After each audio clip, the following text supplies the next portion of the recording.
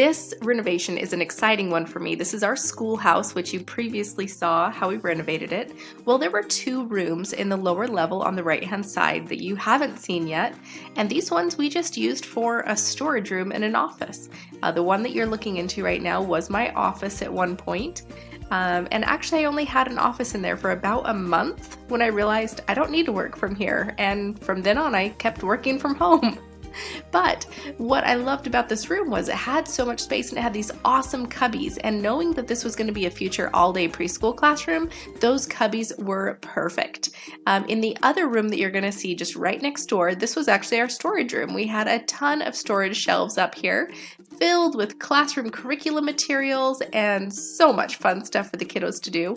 What we did was we just moved those into the other classrooms on some cupboards and shelving. So here we go. You're going to see how we were starting to knock down walls. You see that middle wall right there? Obviously, if we're going to take 2 rooms and turn them into one, we have to remove a wall. That was a very large wall we were going to knock down, and it was a supporting wall, which we were not excited to find out. And then you're going to see here too on the right hand side how we're going to also knock out this little section of wall, so that when actually we just walk into the room, it will be completely open on the right and left hand side.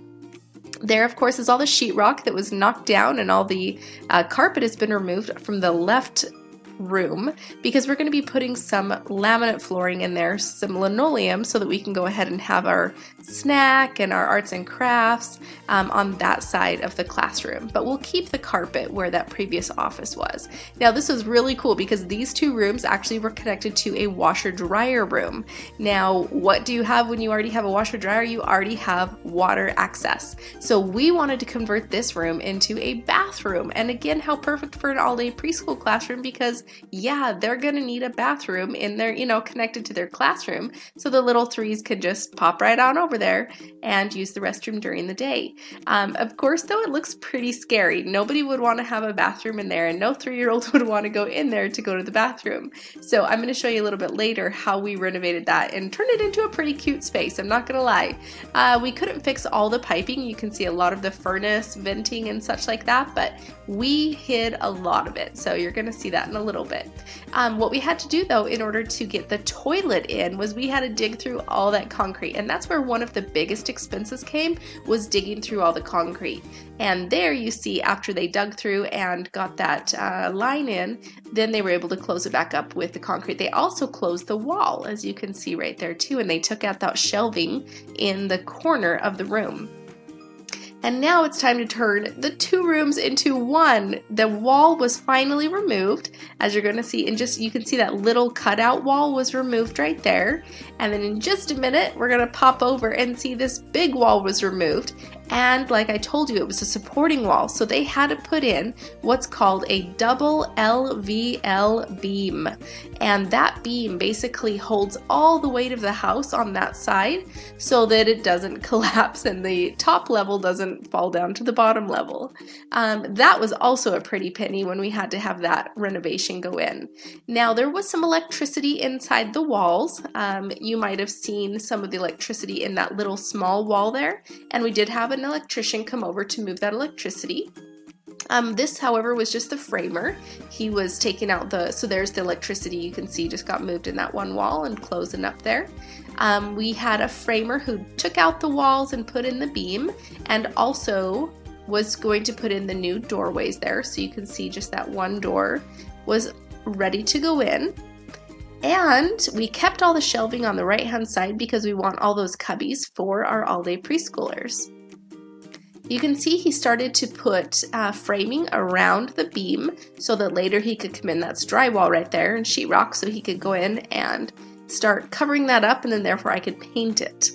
And inside the bathroom, this is kind of a backwards video, but you can see this was literally right when the concrete got poured, and the wall was still open, because whenever you're doing your permits, you have to make sure that things are still open for your rough plumbing, your rough framing, your rough electrical, and then once they sign off on that, then you can close everything up. So now you can see here that the beam and that little section in between the 2 classrooms was taped and mudded, and it is ready, almost so close to be painted. They finally got the door jamb in there for that door.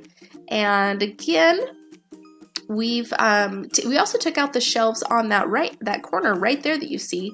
You know, I was like, well, shelves are great. It'll really help us with all of our materials, but you know, you can't put a price tag on floor space. We can always add shelves to the top of the room, but definitely when there's floor space involved, you need that floor space. And right here you can see that's where the wall was. And so because of that, when they dug it out, of course, you had all this rough concrete. So he had to chip away at it and then actually pour a little bit of concrete on top of it. So finally they got the frame in for the door, and as you walk in, it looks a little different, doesn't it? It's pretty and nice. I actually stayed up late one night and went in there and painted it all. I painted the ceiling and the walls and the trim in the midst of all the dust, so that was really fun. One thing to think about whenever you're doing some renovation is that the level of dust is insane.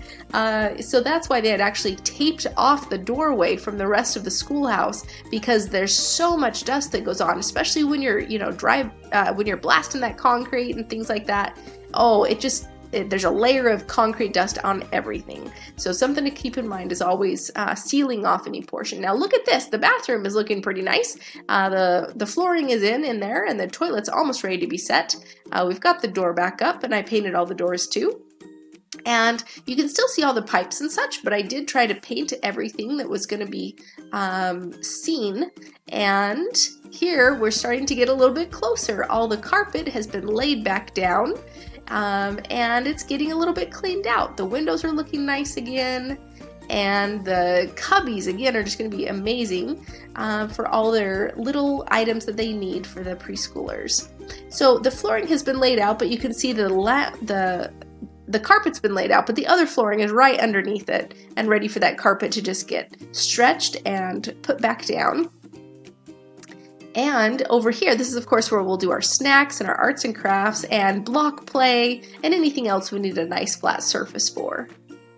And there you can see the beams been all painted and looking great, supporting the weight of the school. Another thing too is the venting of all the furnace and things. We wanted to make sure that that was taken care of, so they added new vents for the furnace. Inside here, we finally have a toilet in the bathroom. We've put all the cabinetry on the walls and gotten it ready. You'll see on the left-hand side, the furnace was over here. And what I did was I just put a curtain rod up and hit it with a curtain. This is one of my favorite hacks ever, guys. If you haven't noticed, get a curtain and hide anything that you need. So it's still there, it's still totally fine, and yes, the fire inspector and everybody else came through and said, yes, this is fine to have a bathroom in here, even with a furnace and a water heater. And there's the water heater, but just hide it again. So again, just a curtain rod and a little curtain, and you've got a hidden water heater, and nobody would know unless, of course, they peeked. And yes, we still have the venting. Yes, we still have the electrical panel. Yes, we still have a little bit of not exciting pipes. But you know what? You do your best you can, and then you say, that's all I can do. It would look a little bit odd if I tried to put a bunch of curtains all around that stuff. Not to mention, we couldn't wall it off either because of the door that was right there. We would have had a hard time walling off all of that. So there is our bathroom. And then as we come on out here, you're going to see how we built a loft. The loft is one of the coolest things about a little small preschool space. You notice this is a small classroom, but I tell you, me and my teachers, we've got this down to a science on how to maximize our space. So we build lofts because what's so fun is upstairs, you can have your little reading nook, your little puzzle area, you know, some small quiet play up there. Little People is a great toy for little lofts. The Little People toys that you can buy. Anyway, so we just had our framer build us out a loft as well, and this was actually really based on the design from the garage loft that I did in a previous converted garage. So of course you've seen our garage conversion, but we also built a loft over there too. Much bigger, of course, but this one was a smaller version. And then underneath the loft you can put things like your dramatic play. That's one of the best places for dramatic play, is right underneath that loft. And so there's all of the cubbies, and pretty soon they're going to be full of backpacks and coats and little blankets and things like that. And we've got our tables, and we've got all of our boxes for all of our cabinets. Like I said, floor space is premium, and so all the cabinets go on top of all the walls so that we can have plenty of space for our little preschoolers to walk around with. All the chairs are just actually from our meetings that we do with parents, and so those are not the chairs that we would be doing with preschoolers. We always do preschool sized chairs. And looking at that, that is pretty much the rest of our renovation here. I hope you've enjoyed this video. It's been one of the favorite ones I've ever done.